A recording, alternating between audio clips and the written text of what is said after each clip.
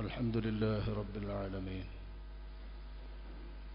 نحمده ونستعينه ونستغفره ونستهديه ونتوكل عليه ونعوذ بالله من شرور أنفسنا ومن سيئات أعمالنا من يهد الله فلا مضل له ومن يضلل فلا هادي له ونشهد أن لا إله إلا الله وحده لا شريك له ونشهد أن سيدنا محمدا عبده ورسوله أرسله بالهدى ودين الحق ليظهره على الدين كله ولو كره المشركون اللهم صل على سيدنا محمد وعلى آل سيدنا محمد وأزواجه وذريته كما صليت على إبراهيم وعلى آل إبراهيم وبارك على سيدنا محمد النبي الأمي وعلى آل سيدنا محمد وأزواجه وذريته كما باركت على سيدنا إبراهيم وعلى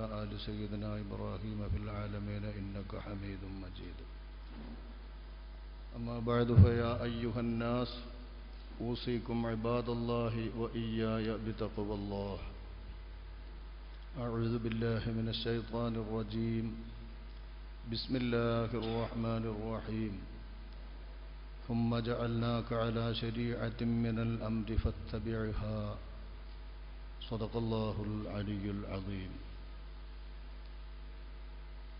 وأن لو استقاموا على الطريقة لأسقيناهم ماء غدقا صدق الله العلي العظيم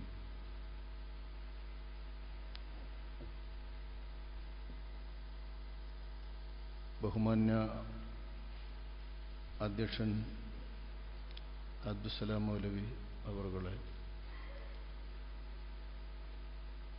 ആദരണീയരായ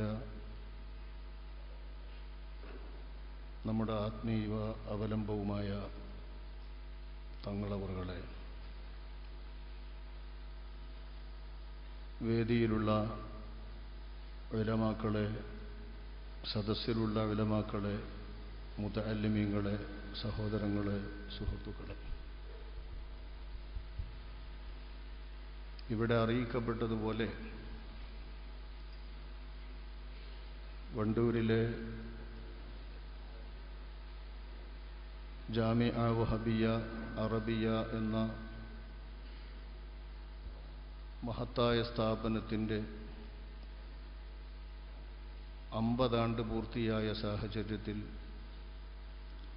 ഒരു വർഷം നീണ്ടു നിൽക്കുന്ന വിവിധ പരിപാടികളോടെ അതിൻ്റെ ഗോൾഡൻ ജൂബിലി ആഘോഷങ്ങൾക്ക് ഈ കഴിഞ്ഞ ഡിസംബർ 25-ന് പ്രഖ്യാപനം നടത്തി തുടക്കം കുറിച്ചിരിക്കുകയാണ്. ഇതിൻ്റെ ഭാഗമായി വിവിധ സെമിനാർ പരമ്പരകൾ, മതപ്രഭാഷണ പരമ്പരകൾ, പണ്ഡിത സംഗമങ്ങൾ, ബഹുജന സമാഗമങ്ങൾ എന്നിങ്ങനെ പലവിധ പരിപാടികൾ നടന്നു വരുന്നുണ്ട്.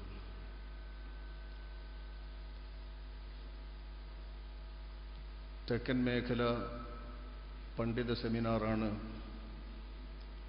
ഇവിടെ ഉദ്ഘാടനം ചെയ്യപ്പെട്ടത്. ത്വരീഖത്ത് എന്ന വിഷയത്തിലുള്ള ഒരു സെമിനാറാണിത്. ഔപചാരികതകളേക്കാൾ കൂടുതൽ ഈ വിഷയകമായി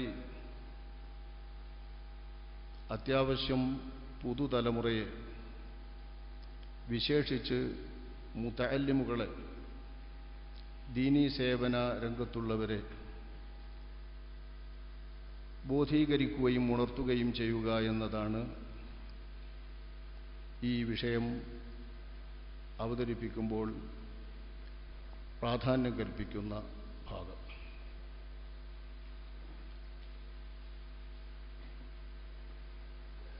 സുന്നി ഉലമാക്കളെ സംബന്ധിച്ചിടത്തോളം ഈ വിഷയത്തിൽ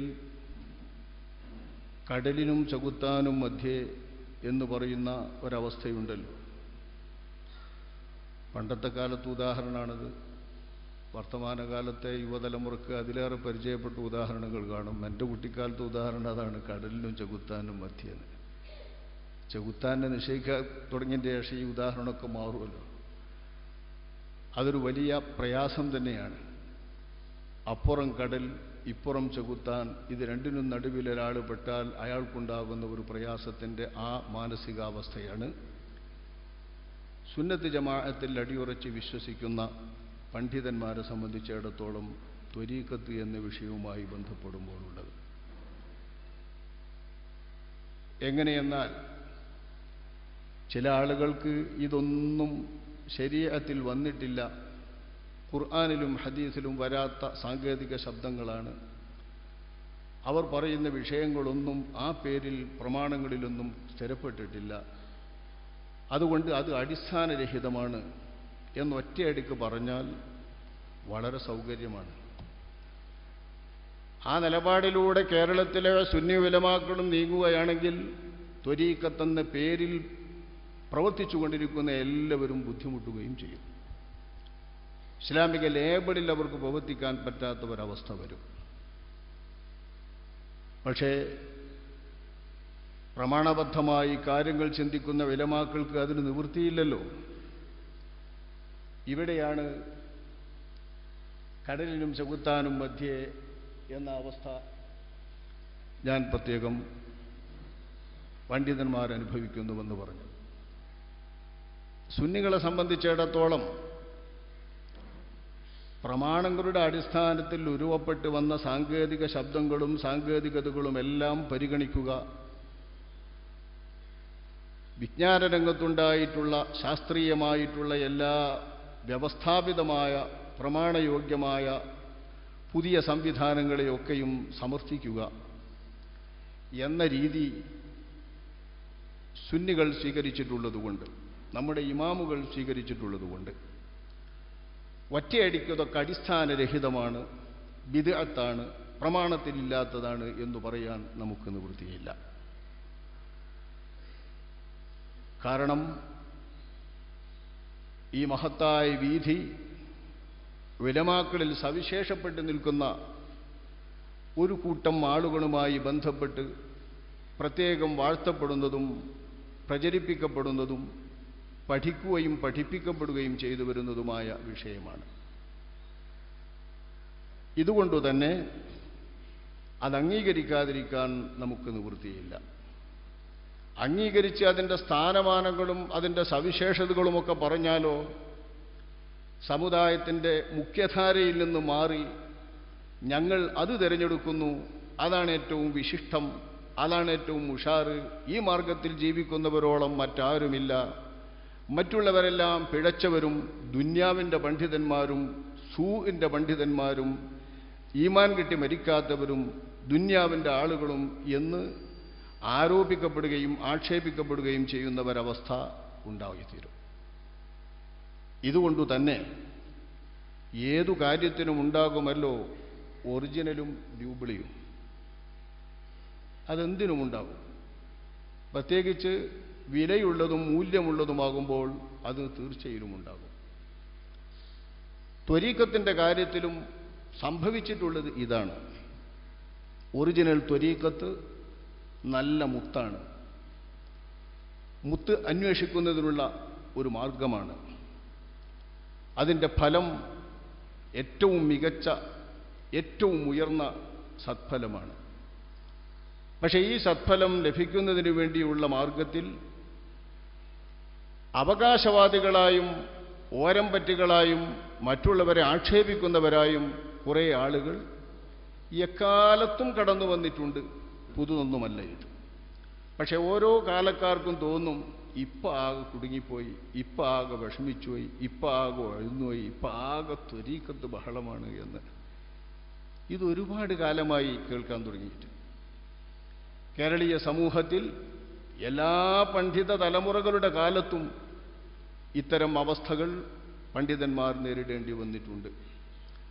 അതിലുപരിയായ ഒരു പ്രയാസമൊന്നും ഇപ്പോൾ വന്നിട്ടില്ല. പക്ഷേ എന്തേ ഉള്ളൂ, പണ്ടുള്ളവർക്ക് കാര്യം പറഞ്ഞാൽ മനസ്സിലാവുന്ന അത്രയും കാര്യം പറഞ്ഞാൽ മനസ്സിലാക്കാൻ ശേഷിയുള്ളവർ കുറഞ്ഞു കുറഞ്ഞു വരുന്നു. കാര്യങ്ങൾ തിരിച്ചറിയാൻ വേണ്ടി പരിശ്രമിക്കുന്ന ആളുകൾ പണ്ടത്തേതിലും